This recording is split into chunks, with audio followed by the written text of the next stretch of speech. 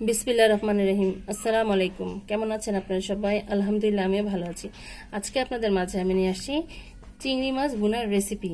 তা আমাদের চিংড়ি মাছ ভুনা করতে যা যা লাগবে, এখানে আমি 250 গ্রামের মতন হবে একটু দেশি চিংড়ি, যেটা একটু সামান্য একটু বড় সাইজের। আমি এরকম চিংড়িটা ভালোভাবে খোসা ছাড়িয়ে এভাবে পরিষ্কার করে ধুয়ে নিয়েছি। এই যে দেখুন, এখানে 250 গ্রাম চিংড়ি আছে আমার। আর লাগবে এখানে কাঁচামরিচ, পরিমাণ মতন লবণ, এখানে আধা চামচ পরিমাণ লবণ আছে আমার। এখানে আধা চামচ পরিমাণ জিরার গুঁড়ো আছে, আধা চামচ পরিমাণ আদা রসুন বাটা আছে, আর 1 চামচ পরিমাণ এখানে ধনিয়ার গুঁড়ো আছে। আর লাগবে এখানে পেঁয়াজ কুচি, বেশি করে পেঁয়াজ কুচি নিয়ে নিয়েছি। আর লাগবে পরিমাণ মতন হলুদ গুঁড়ো, পরিমাণ মতন লাল মরিচের গুঁড়ো। তাহলে চলো আমরা রান্নায় চলে যাই। আমি এখন চুলোর কাছে চলে আসছি, চালটা জ্বালিয়ে দিয়েছি। এখন আমি এর মধ্যে পরিমাণ করে সয়াবিন তেলটা দিয়ে দিব। বিসমিল্লাহির রহমানির রহিম। তেলটা দিয়ে দিলাম। এখন আমি যে পেঁয়াজ কুচিগুলো আছে তার মধ্যে দিয়ে দিচ্ছি। বিসমিল্লাহির রহমানির রহিম।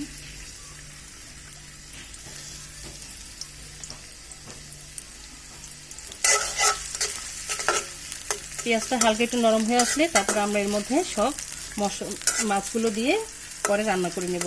এখন আমি যা করব, আমি তেলের মধ্যে মশলা দিব না। যে চিংড়ি মাছটা আছে এর মধ্যে আমি পরিমাণ করে লাল মরিচের গুঁড়ো আধা চামচ পরিমাণ নিয়ে নিচ্ছি, দিয়ে দিচ্ছি। আধা চামচের কম হলুদের গুঁড়োটা দিয়ে দিচ্ছি।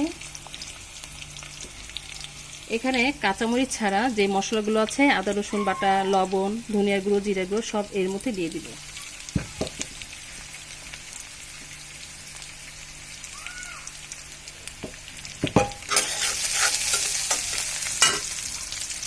এখন আমি এই মাছগুলোকে যে মশলাগুলো দিয়েছি তা ভালোভাবে দিয়ে মাখিয়ে নিচ্ছি। এখন আমি এটাকে মাখিয়ে তারপর রান্না করব।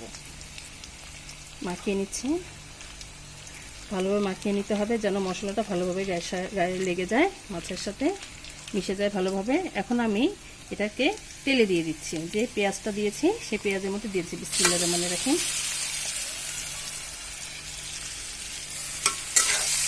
ভালোভাবে নেড়ে চেড়ে দিচ্ছি।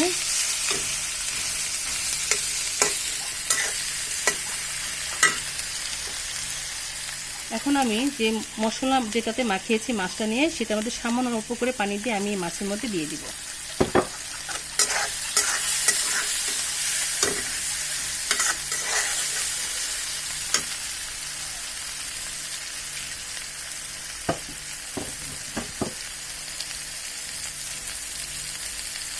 আমি যেটাতে মাছ মাখিয়েছিলাম সের মধ্যে আমি পানিটা একটু দিয়ে নিলাম। এখন আমি এই পানিটুকু মাছের মধ্যে দিয়ে দিব।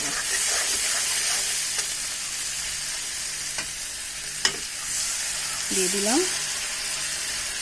আমাদের আর পানি দেওয়ার প্রয়োজন নেই। এখন আমি এর মধ্যে যে কাঁচামরিচগুলো আছে তা এর মধ্যে দিয়ে দিচ্ছি। এখন আমি এটাকে ঢেকে দেব। ঢেকে 10 মিনিটের মতন রান্না করে নেব। তাহলে 10 মিনিট পর ফিরে আসছি।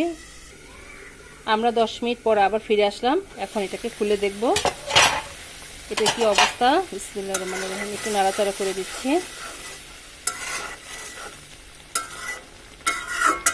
আর সামান্য একটু হবে, যেহেতু এটা ভুনা ভুনা করবো।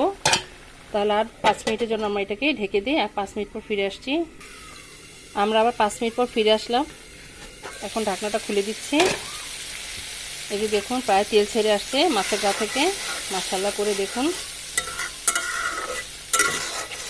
এখন আর চুলায় রাখবো না, এটা প্রায় হয়ে গিয়েছে। এখন এটাকে আমরা নামিয়ে ফেলবো। তৈরি হয়ে গেল আমাদের মজাদার চিংড়ি মাছ ভুনা রেসিপি। মাশাআল্লাহ, আলহামদুলিল্লাহ, দেখুন দেখতে কত ভালো লাগছে। এটা খেতেও ভীষণ মজা।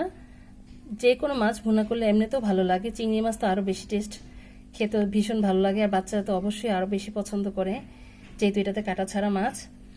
তো আমার এই চিংড়ি মাছ ভুনা রেসিপিটা আপনাদের কাছে কেমন লেগেছে আমাকে অবশ্যই কমেন্ট করে জানাবেন। আর এই মাছ ভুনাটি আপনার সাদা রুটি, সাদা পোলাও, ভুনা খিচুড়ি সব কিছুর সাথে এটা খাওয়া যায়।